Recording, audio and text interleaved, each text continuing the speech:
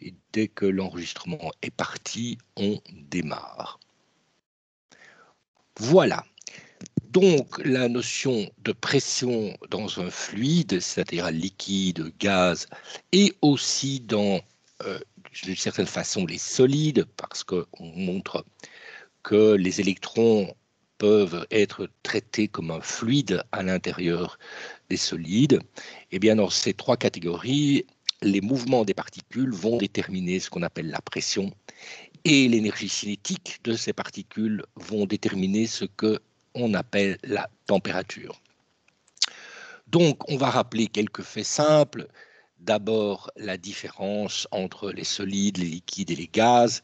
Disons que grosso modo, les définitions simples, même si du point de vue physique, c'est beaucoup plus compliqué que ça, on peut dire que la matière existe dans 4 états. Les 3 que vous connaissez, solide, liquide, gaz, et puis le 4e, ce qu'on appelle les plasmas. Et le changement d'état est une des caractéristiques de la matière. Alors les solides ont une forme propre, c'est-à-dire si vous prenez un objet solide, eh bien il a un volume précis et il a une forme précise. Par contre, les liquides n'ont pas de forme propre, ils prennent dans une certaine mesure le volume qu'on leur offre. Vous versez de l'eau dans un verre, il va prendre le volume disponible, pas complètement, mais disponible. Si vous changez la forme du verre, eh bien le liquide prend une nouvelle forme. Tandis que les gaz, eux non plus, n'ont pas de forme propre, mais par contre, ils prennent tout le volume qu'on leur offre. C'est-à-dire que si vous mettez de dioxyde de carbone dans un verre, eh bien, au bout de quelques heures, le dioxyde de carbone remplit toute la pièce dans laquelle se trouve le verre. Et donc, on peut caractériser grosso modo les états de la matière que l'on traite dans ce cours par ces caractéristiques de forme propre, de volume complètement libre dans le cas des gaz. Les molécules sont en mouvement et les interactions sont de type électromagnétique, c'est-à-dire que ce sont les forces qui s'exercent entre atomes et entre molécules, et ce sont ces interactions qui vont déterminer les propriétés de la matière. Alors, évidemment, les propriétés de la matière, eh bien, on sait qu'on peut appliquer la loi de Newton, la dérivée par rapport au temps de la quantité de mouvement est égale à la force, mais évidemment, lorsqu'on traite la physique et la matière au niveau atomique ou moléculaire, on est en présence au minimum d'un nombre d'Avogadro, c'est-à-dire de 6-10 exposant 23 objets, et on va évidemment pas suivre le mouvement de ces 6-10 exposant 23 objets individuellement. Et donc on va définir un concept qu'on appelle la moyenne de quelque chose. La moyenne de la vitesse, la moyenne de la position, la moyenne de l'énergie cinétique, la force moyenne, et ainsi de suite. Et donc la première chose qu'on a calculée, eh bien, c'est qu'est-ce qui se passe lorsque un objet vient frapper une paroi. Donc j'ai un objet qui a une vitesse W, et qui vient frapper une paroi que je considère comme étant infiniment lourde. Eh bien, la particule va rebondir. Et on sait que si elle rebondit, ça veut dire qu'il y a une force qui est exercée par la paroi sur la particule. Et s'il y a une force qui est exercée par la paroi sur la particule, c'est que la particule exerce une force sur la paroi. Comment mesure-t-on cette force? Eh bien, c'est la variation de la quantité de mouvement divisée par la durée de ce choc, ou plus exactement, la dérivée de la quantité de mouvement par rapport au temps. Alors, ici, je vais faire un cas extrêmement simple. Je vais m'intéresser uniquement à la force dans la direction X, en considérant la particule qui est animée d'une vitesse Wx vers la droite, et puis qui rebondit avec la même vitesse vers la gauche, puisqu'on a fait ce problème on a traité ce problème lors des équations de choc dans la mécanique classique avec des particules. Eh bien, on sait que lorsqu'une particule légère vient frapper une particule extrêmement lourde, la particule légère rebondit avec la même vitesse. Ce qui veut dire qu'après un certain temps delta t, la quantité de mouvement après est vers la gauche, moins la quantité de mouvement avant qui était vers la droite. Donc on a 2 fois la quantité de mouvement, qui est donc la masse, multipliée par la vitesse W dans la direction X. Je vais considérer maintenant un volume dessiné en bleu, qui est un cylindre, qui vient frapper toute cette paroi, puisque je sais qu'il y a une quantité impressionnante de particules qui viennent frapper cette paroi. Ce volume a une section S, Et pendant le temps delta t, elle va parcourir pendant 1 seconde la hauteur Wx. Ce qui veut dire que le volume ici qui vient frapper la paroi sera la section S multipliée par la hauteur. Et la hauteur, c'est la vitesse de la particule fois la durée delta t de l'impact, puisque toutes celles qui sont à cette distance W fois delta t vont venir frapper pendant l'instant delta t la paroi. Je peux calculer la masse qui se trouve dans ce volume, c'est donc la masse par unité de volume multipliée par le volume. Le grand V ici, c'est le volume, hein, pas la vitesse. Hein. Et donc vous avez ici la masse qui vient frapper la paroi. Je peux donc calculer le nombre de chocs. Il suffit de prendre la masse qui vient frapper la paroi et de diviser par la masse d'une particule. Je peux donc calculer la force exercée sur la paroi. C'est 2 fois la vitesse dans la direction x multipliée par la masse multipliée par delta t, divisé par delta t pour une particule, multiplié par le nombre de particules qui viennent frapper cette paroi. Et j'ai donc une simplification qui s'installe. La force divisée par la surface est égale à 2 fois la masse par unité de volume, multipliée par le carré de la vitesse qui vient perpendiculaire à la paroi. Cette force divisée par la section, c'est ce qu'on appelle la pression. Alors évidemment, ici, j'ai fait un exercice extrêmement simple en considérant que une vitesse qui vient dans la direction x. Lorsqu'on fait une analyse détaillée de la statistique de ces chocs, on peut vous démontrer, et ce n'est pas le propos ici dans ce cours, qu'en fait, le résultat que j'ai donné est une approximation, le résultat correct est la force totale exercée par ces chocs divisée par la surface, ce qu'on appellera la pression exercée par ces molécules qui viennent frapper la paroi, est égale à 1/3 de la masse par unité de volume, multiplié par la valeur moyenne. Les 2 petits crochets ici signifient la valeur moyenne de la vitesse au carré. OK. Ce qui veut dire effectivement que je peux remplacer la masse par unité de volume par la masse divisée par le volume. La masse de l'objet, c'est le nombre de moles multiplié par le nombre d'Avogadro fois la masse molaire divisée par le volume. Et donc, je peux à ce moment-là faire rentrer la masse à l'intérieur et la multiplier par la vitesse au carré.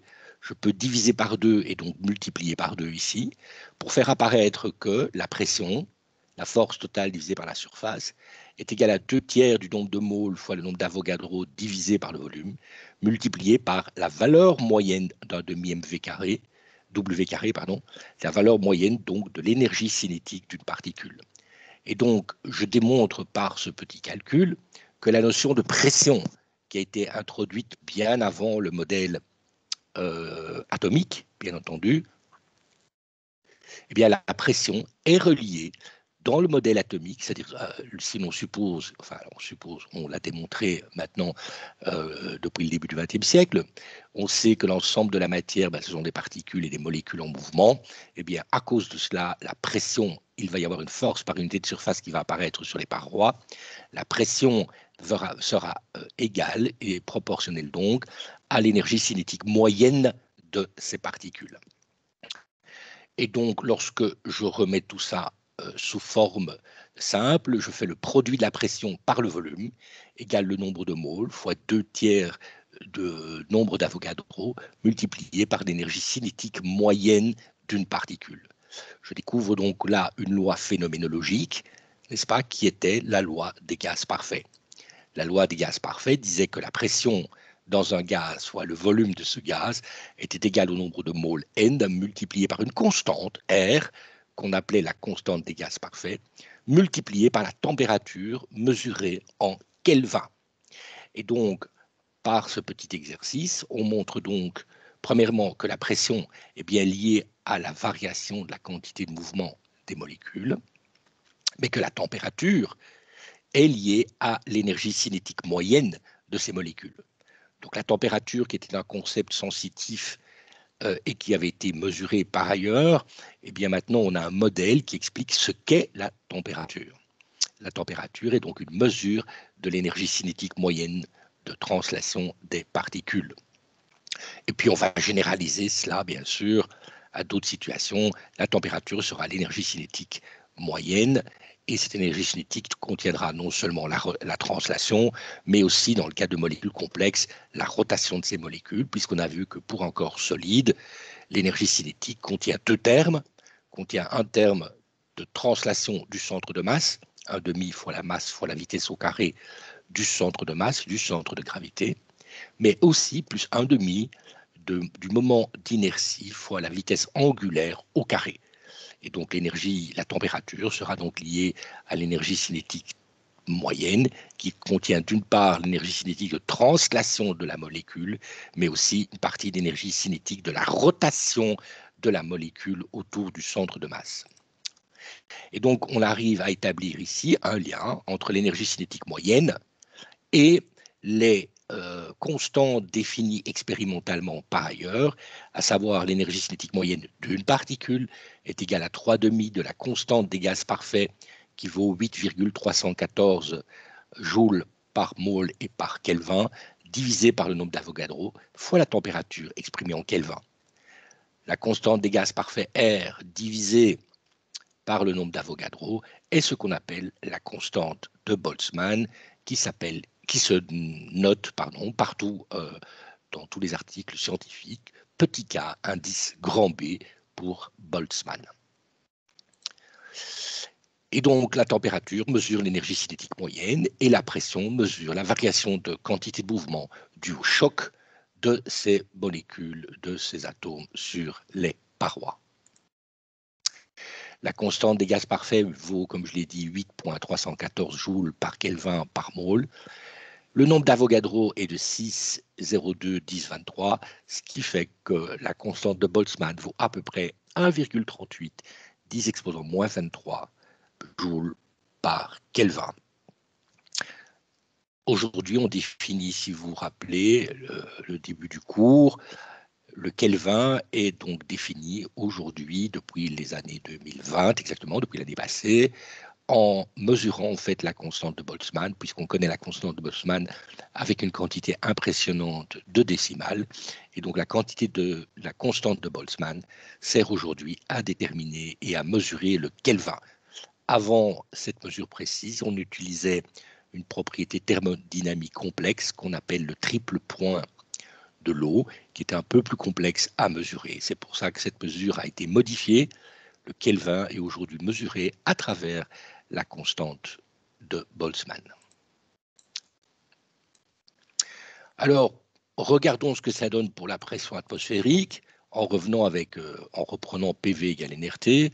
Je sais qu'un mètre cube d'air à 21 degrés Celsius fait 1,2 kg. La masse molaire de l'air, c'est 28,97 grammes par mole. Le nombre de moles à ce moment-là se trouve facilement. Je prends la masse de 1,2 kg, c'est-à-dire 1200 grammes. Je divise par la masse molaire. Je trouve donc que dans 1 mètre cube d'air, il y a à peu près 41,42 moles. La température doit s'exprimer en Kelvin. Vous savez que le passage de la température en Celsius en Kelvin consiste simplement à additionner 273,15 et donc la température en Kelvin vaut 294,25 Kelvin. J'ai donc la température en Kelvin, j'ai le nombre de moles, j'ai la constante des gaz parfaits, j'ai le volume qui est 1 mètre cube. Je peux donc déterminer la pression. La pression vaut donc à ce moment-là, 101 325 newtons par mètre carré, 101 325 pascal. Réfléchissez bien à ce nombre parce qu'il est gigantesque. On va évidemment souvent l'approximer en 10 exposant 5, puisque c'est à peu près 100 000. Mais 101 325 newtons, ça correspond à 10 132 kilos sur 1 mètre carré. Si vous mettez une masse de 10 tonnes par mètre carré, vous aurez la valeur de la pression atmosphérique. Donc la pression atmosphérique est une force par unité de surface et cette force est gigantesque. Elle correspond à la force de gravitation d'une masse de 10 tonnes par mètre carré. Et Donc, c'est Blaise Pascal qui a introduit cette pression atmosphérique en 1646 en faisant toute une série de mesures et en définissant la pression de façon expérimentale. Donc, vous êtes ici au XVIIe siècle, bien avant la découverte et de la constitution atomique. Alors, la pression s'exerce absolument dans tous les sens, puisqu'il s'agit de chocs de particules, et donc, quelle que soit la position de la paroi, dans l'exercice précédent, j'ai dessiné une paroi verticale, mais elle peut être horizontale, en oblique, n'importe où. Il y a toujours une pression qui s'exerce dans tous les sens. La pression, regardez, est un nombre, c'est donc un scalaire, ce n'est pas un vecteur. Il n'y a qu'un seul nombre pour déterminer la pression, et les unités de la pression, c'est le pascal, qui est une sous-unité de newton par mètre carré. Ce qui, une des applications de cela, qu'on va démontrer d'ailleurs plus tard, c'est qu'en fait le niveau d'eau est toujours horizontal, quelle que soit la forme des récipients, le liquide remplit tous les récipients et le niveau du liquide dans tous les récipients est sur la même ligne horizontale perpendiculaire au petit g local, c'est-à-dire perpendiculaire à la verticale, c'est ce qui définit l'horizontalité. C'est le principe des vases communicants. Alors, voilà le premier film. Donc, c'est ici qu'on va voir si le son passe. Donc, si vous n'entendez pas le son, vous me le dites. Comme ça, je rectifie.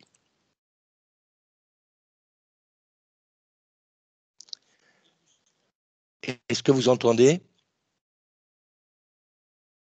Non. Ah, oups. Alors, on va fixer ça. Désolé, hein, c'est toujours le même problème. Hop, avec le son. D'abord, peut-être dans le système. Le son ici. Le output, je vais faire. Non, c'est le output, pardon. C'est le multiple output device. Voilà. OK. Multiple output device. Voilà, voilà, voilà. On recommence. Vous me dites si vous entendez le son.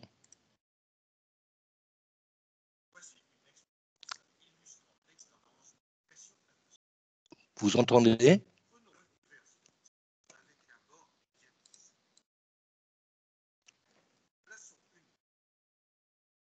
Est-ce que vous entendez quelque chose?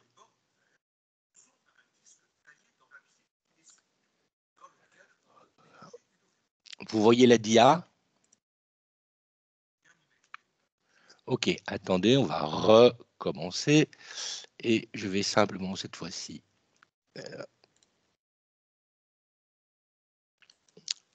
device.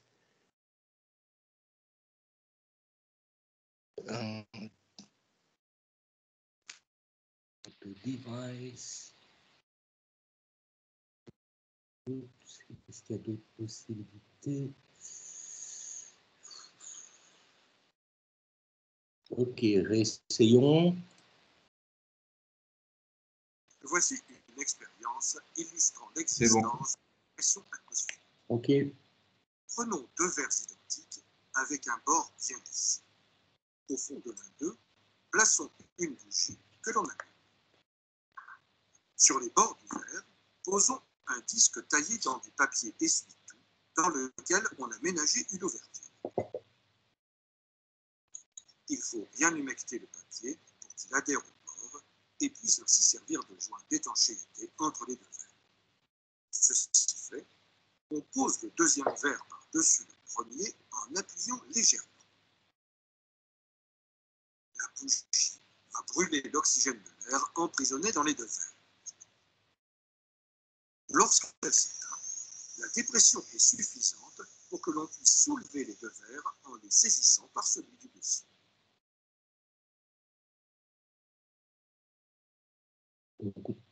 Donc ici, on voit bien la force exercée par l'air, c'est-à-dire la pression atmosphérique, qui est capable de maintenir le deuxième verre collé, entre guillemets, au premier. Si vous avez observé aussi, il y a la vapeur d'eau qui apparaît dans le verre dessus, puisque la réaction chimique qui consiste à la combustion libère du CO2 et de la H2SO, qui va évidemment qui va passer de la situation de vapeur à la situation liquide sur les parois parce qu'elles sont évidemment plus froides. J'en profite ici pour vous dire que vous trouverez des explications un peu ridicules et idiotes sur Internet à propos de cette expérience. Ici, ce qui se passe, c'est que, comme l'expérimentateur l'a dit, eh bien, la bougie consomme l'oxygène, puisque c'est l'oxygène qui participe à la réaction chimique. Mais lorsque la bougie s'éteint parce qu'il n'y a plus d'oxygène, ce qui se passe, c'est qu'on a emprisonné au début de l'air chaud. Comme la bougie s'éteint, l'air se refroidit à ce moment-là. Et à ce moment-là, on a une différence de pression due à la variation de température entre l'extérieur et l'intérieur. Le deuxième petit film est aussi tout aussi intéressant. Donc ici, on va faire une expérience un peu plus dangereuse à réaliser chez vous. La première expérience est facile à faire à la maison. La deuxième, eh bien, regardons. Voici une expérience spectaculaire, mais dont la réalisation exige quelques précautions. Versons un peu d'eau dans une boîte de soda vide. En tenant la boîte avec une pince, on la chauffe jusqu'à porter l'eau à ébullition. L'air contenu dans la boîte se charge alors en vapeur d'eau. Dès qu'on voit la vapeur s'échapper par l'ouverture, on plonge brusquement la boîte dans un récipient d'eau froide, l'ouverture dirigée vers le bas. La vapeur d'eau se condense et la pression dans la boîte diminue fortement. La pression atmosphérique agissant à l'extérieur écrase alors les parois de la boîte. Voilà, donc ici, on voit la force exercée par la pression atmosphérique sur la paroi latérale de la boîte, qui déforme complètement la boîte. Okay. Alors,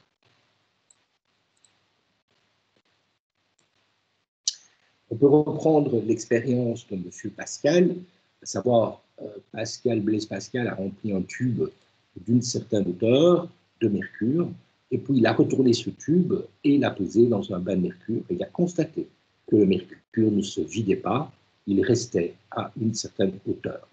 On peut donc déterminer, du point de vue mécanique, à quelle hauteur ce mercure se fixe dans le tube.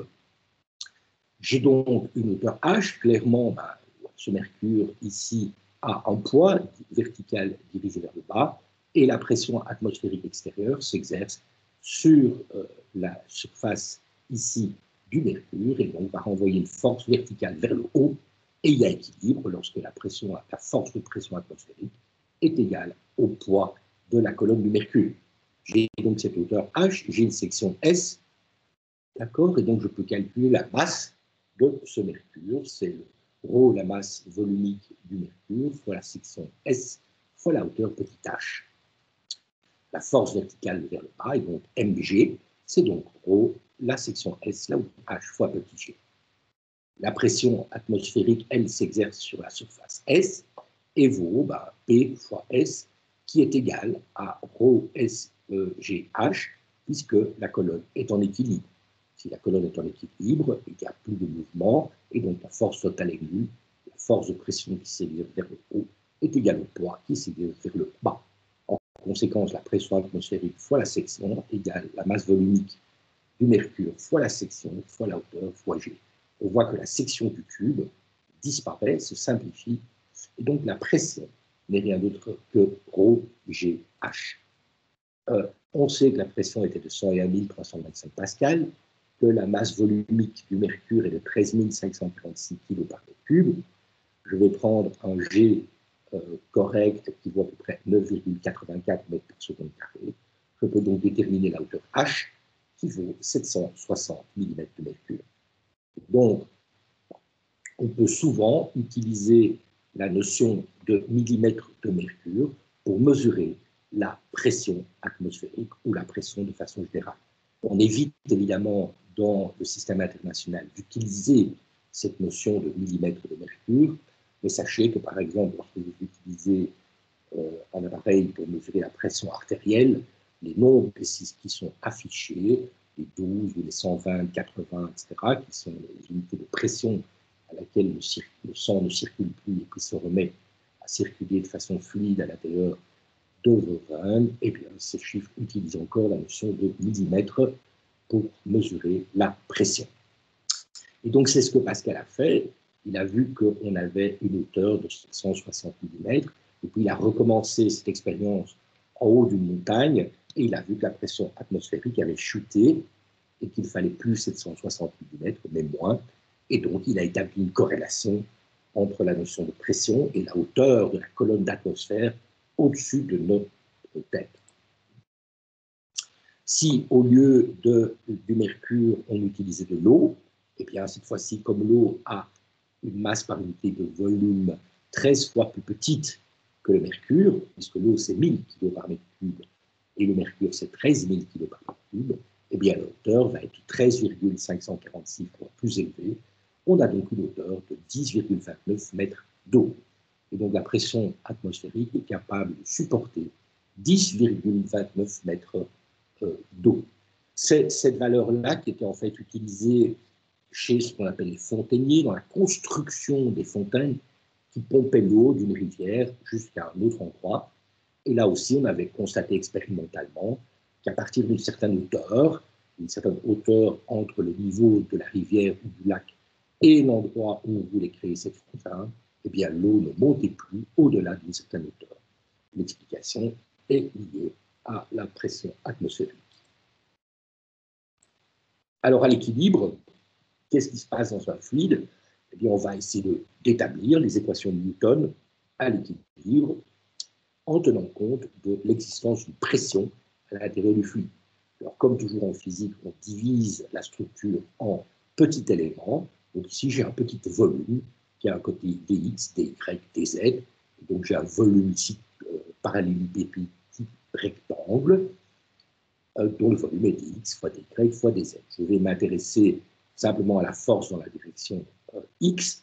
Bien entendu, le calcul se fait de la même façon dans la direction y et dans la direction z.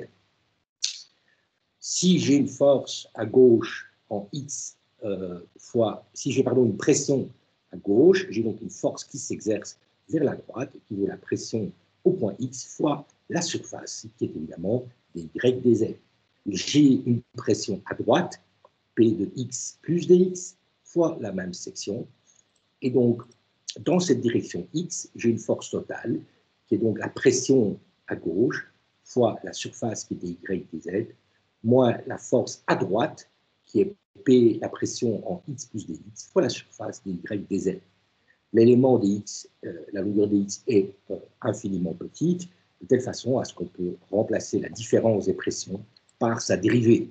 Et donc, j'ai une équation qui dit, si la force exercée sur cet élément, F, dans la direction x, est égale à moins la dérivée de la pression par rapport à x, multipliée par le volume dx, dy, dz. Je peux alors diviser par le volume, et j'ai donc que la dérivée, que moins la dérivée de la pression, est égale à la force par unité de volume dans la direction x. Regardez le changement de notation. Grand F est la force, petit f dans la direction x est la force par unité de volume. J'ai divisé par le volume. Évidemment, l'équation est la même dans la direction y et dans la direction z. De façon générale, la pression va dépendre de x, y, z, de toutes les coordonnées à l'intérieur du fluide, donc du liquide et du gaz. Et donc, la loi de M. Newton va tenir compte de l'existence d'une force interne liée à la pression. Si la pression change en fonction de x ou en y ou en z, il y aura une force supplémentaire par rapport aux forces extérieures qui agissent sur ce corps, le poids ou n'importe quelle autre force. Eh bien, il y aura une force supplémentaire qui sera une force par unité de volume.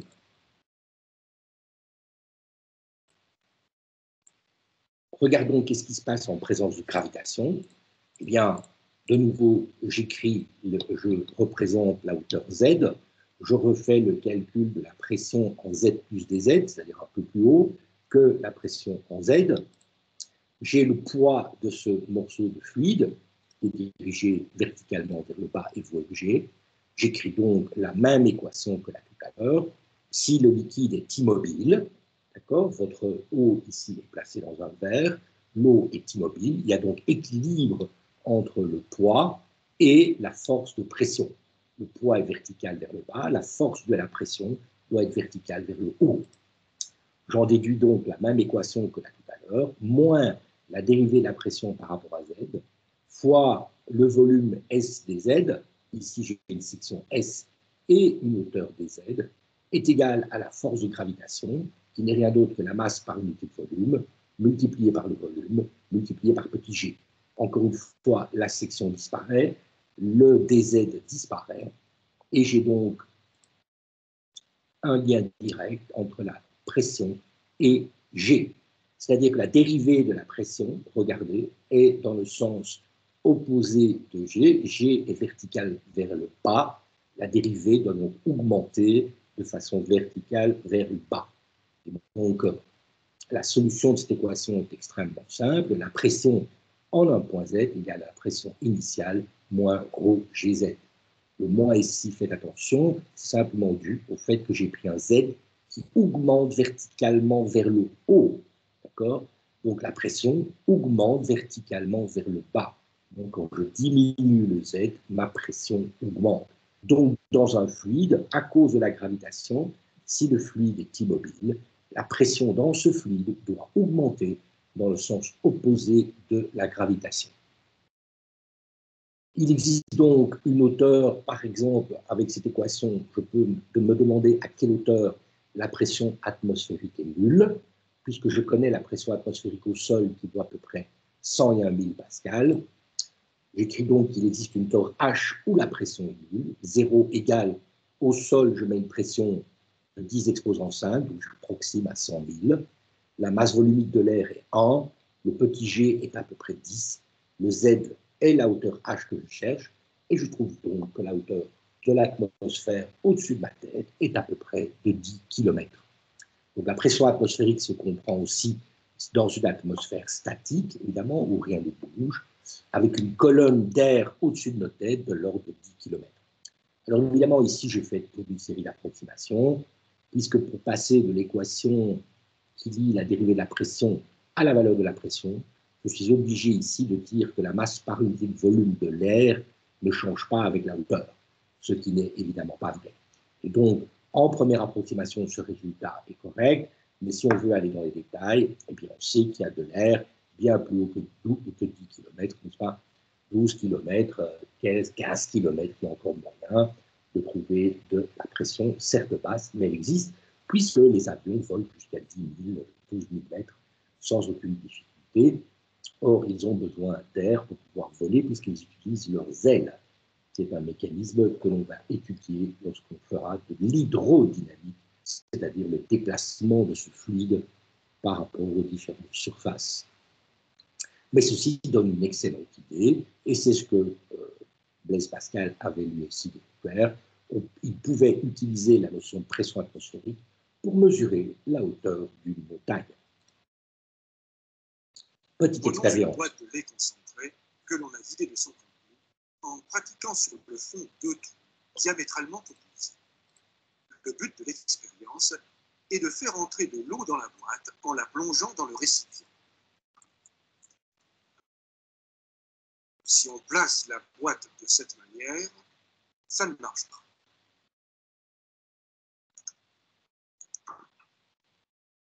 Il faut placer la boîte horizontalement et la faire tourner légèrement sur son axe.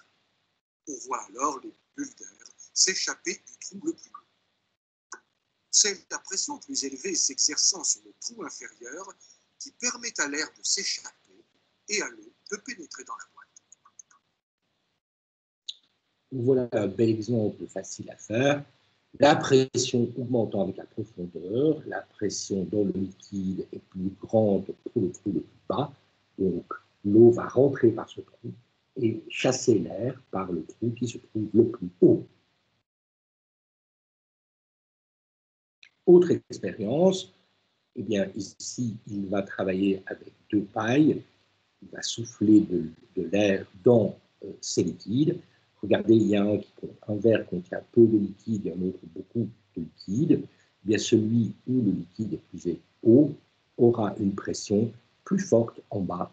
Donc la pression en bas du verre ici est plus élevée que la pression en bas du verre le moins plat. Regardons l'expérience. Ah, zut. Eh bien,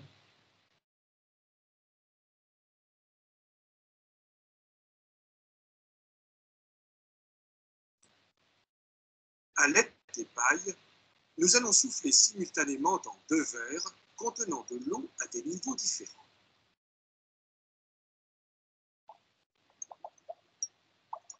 Nous constatons que les bulles s'échappent toujours de la paille qui est plongée dans le verre le moins rempli.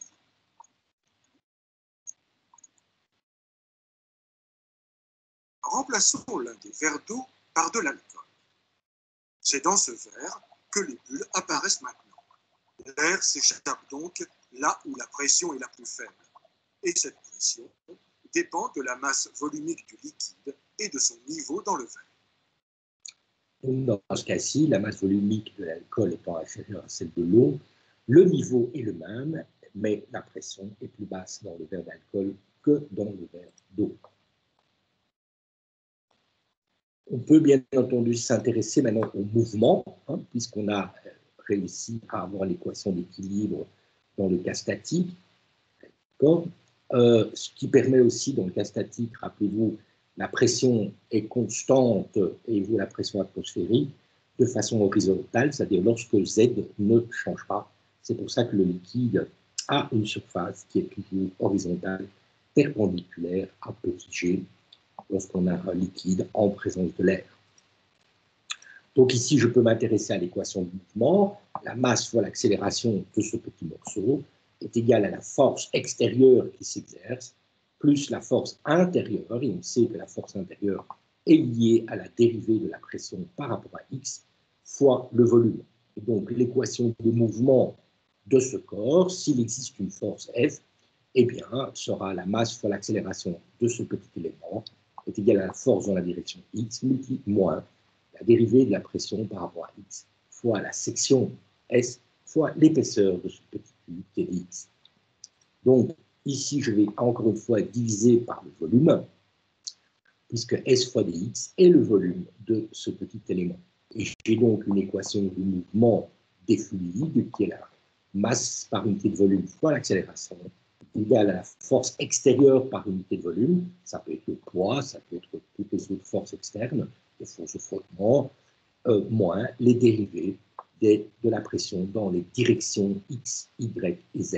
Cette dérivée ici s'appelle aussi simplement le gradient de la pression.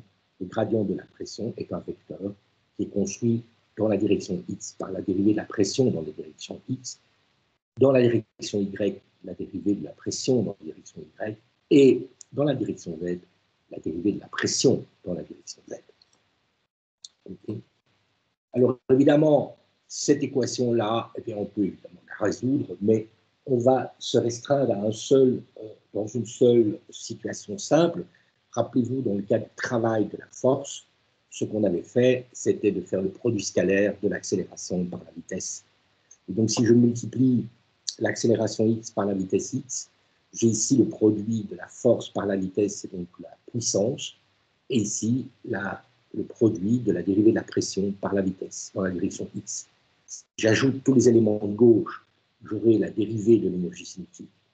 Si j'ajoute tous les éléments de droite, j'aurai ici la puissance de la force extérieure, et cette somme-ci va se simplifier. Et j'obtiendrai alors que la dérivée de l'énergie cinétique par unité de volume, plus la dérivée du travail de la force, etc., va être une constante. Pardon, va être nulle. Et donc j'arrive à un théorème qui est l'équivalent du théorème de l'énergie mécanique, mais rappelez-vous, l'énergie mécanique disait l'énergie cinétique après moins l'énergie cinétique avant est égale au travail des forces, et lorsque le travail pouvait se mettre sous une forme de différence de potentiel, d'énergie potentielle, on avait l'énergie cinétique plus l'énergie potentielle était égale à l'énergie mécanique totale qui était constante. Eh bien, cette même loi ici va devenir, puisqu'on a divisé partout par le volume, eh bien, on n'aura pas un demi m v carré, mais un demi ρ v carré, c'est-à-dire un demi fois la masse par unité de volume multiplié par la vitesse au carré, plus L'énergie potentielle par unité de volume, regardez, j'ai mis un E minuscule au lieu d'un grand E pour l'énergie potentielle, plus la pression. Et donc la pression intervient comme étant un terme qui apparaît dans l'énergie mécanique par unité de volume dans un fluide. Et la somme de ces trois quantités est une constante qui est une énergie par unité de volume. Okay. Cette loi s'appelle la loi de Bernoulli. Et le seul cas qui va nous intéresser, c'est le travail de la gravitation. Le poids, rappelez-vous, était simplement m fois g.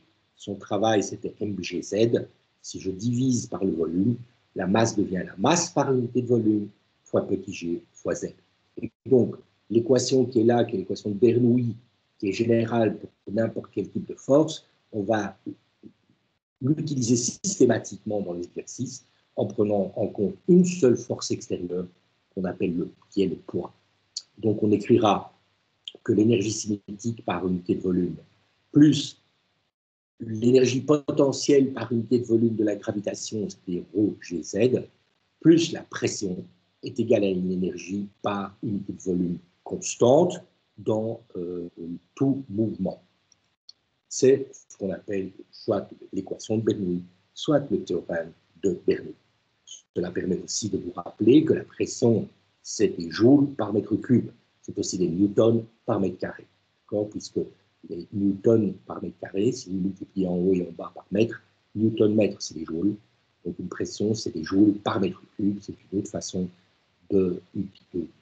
d'exprimer les unités de la pression. C'est une énergie par unité de volume.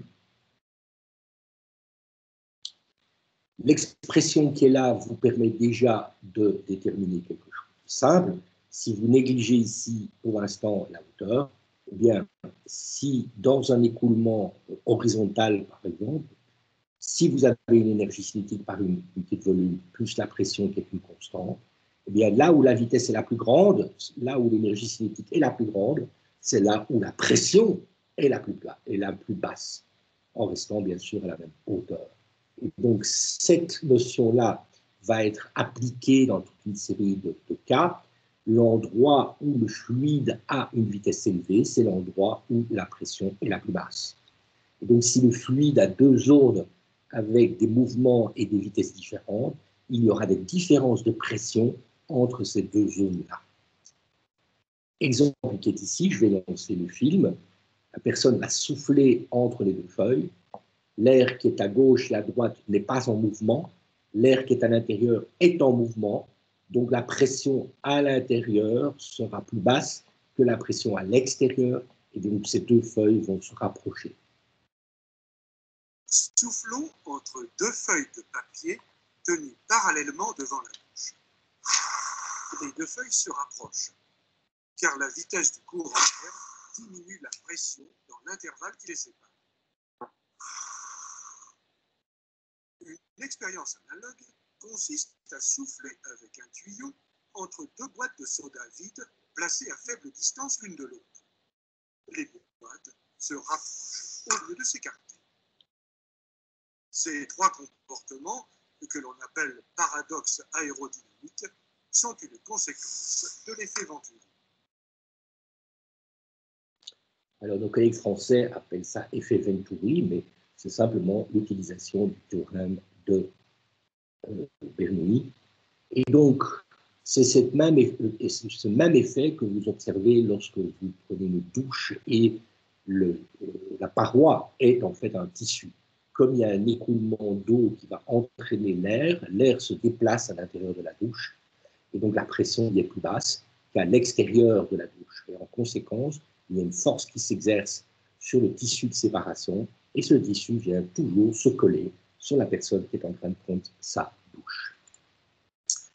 Voici encore plusieurs expériences qui illustrent la même chose, toujours, à savoir là où la vitesse est élevée, la pression y est la plus basse.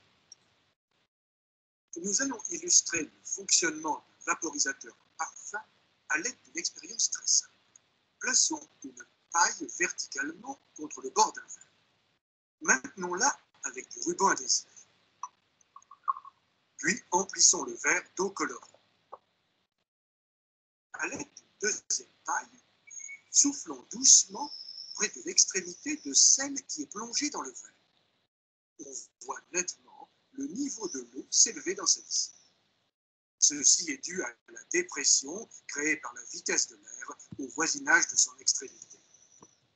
En soufflant plus fort, l'eau sort de la paille et le jet d'air la pulvérise en fines gouttelettes.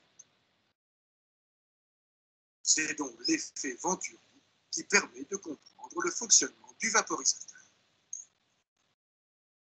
Voilà donc encore une application, n'est-ce pas? Même si, je vous disais, je répète, les collègues français et plus jus utilisent toujours l'expression effet Venturi. Donc pour répondre à Orco, le petit e, est l'énergie mécanique totale par unité de volume. Bon. Encore une fois, une autre expérience ici, il va souffler à travers ici ce cône en verre. La pression sera donc la plus basse à l'intérieur qu'à l'extérieur et la flamme va venir s'orienter vers le cône.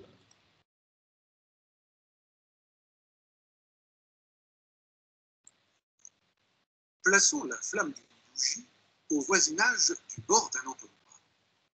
Lorsqu'on souffle dans l'entonnoir, on voit nettement la flamme s'incliner vers l'intérieur. La vitesse du courant d'air a provoqué une dépression dans l'entonnoir, ce qui attire la flamme vers celui-ci. C'est pour ça aussi qu'il faut faire attention dans le métro, puisque lorsque le métro arrive dans son canal de transport, en quelque sorte, il y a un déplacement d'air violent et donc la pression y est basse. Ce qui veut dire que vous êtes toujours attiré vers le métro qui est en train de rentrer dans la station. Encore petit exercice. Plaçons la balle de ping-pong dans un entonnoir transparent et souffle fortement dans son embouchure. La balle reste plaquée au fond de l'entonnoir au lieu de s'en échapper. On peut aussi coiffer la balle avec l'entonnoir. Lorsqu'on souffle, la balle est attirée vers l'embouchure.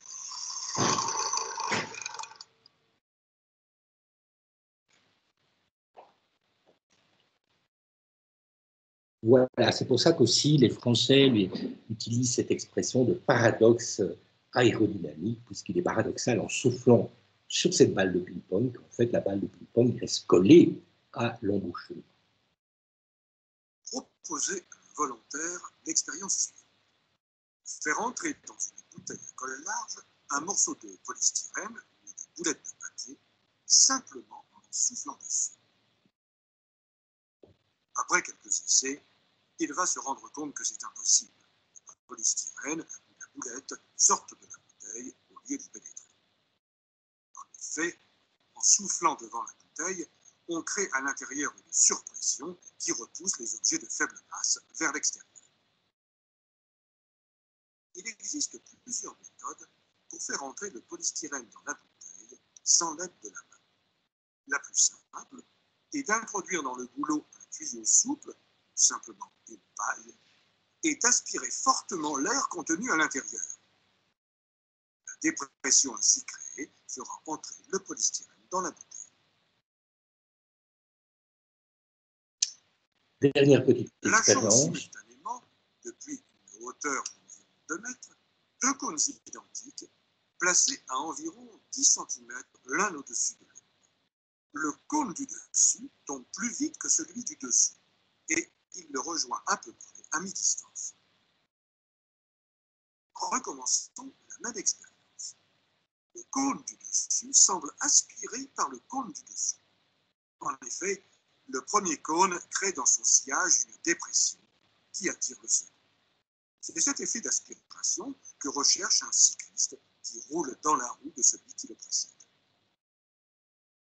Voilà.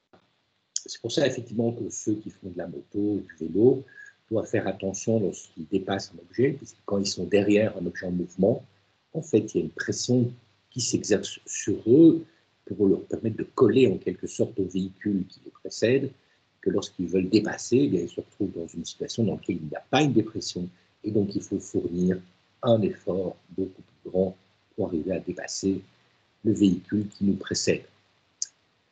Dernière petite expérience, je pense, celle de la métaphorisation de comment fonctionne un poumon. c'est-à-dire qu'ici, il a introduit un ballon à l'intérieur, il va vous expliquer l'expérience. Il n'y a pas de contact entre le piston et le ballon, et pourtant, il va y avoir une aspiration. On peut réaliser un modèle expérimental de la respiration humaine à l'aide d'un ballon et d'une seringue. Ôtons le piston d'une grosse seringue et introduisons un ballon de baudruche embouchure vers l'avant. La baguette sert à faire progresser l'embouchure du ballon hors de l'orifice. Ceci fait, on rabat l'embouchure sur le corps de la seringue. L'intérieur du ballon communique donc avec l'extérieur. Replaçons le piston et repoussons-le doucement. Le dispositif est prêt à fonctionner. Action sur le piston crée une dépression dans la seringue. Le ballon se gonfle alors en aspirant de l'air extérieur. Si on repousse le piston, le ballon se dégonfle en rejetant cet air. Le ballon fonctionne comme un poumon qui s'emplit ou se vide d'air. Le piston et la main qui l'actionne jouent le rôle des muscles de la cage thoracique. Voilà. Eh bien voilà la notion de pression qui a été ici réintroduite et que vous trouvez donc dans le chapitre BIME VT numéro 9 en format PDF. Voilà, je vous propose maintenant une petite interruption avant de continuer. À tout de suite, je vais arrêter ici le film et puis recommencer après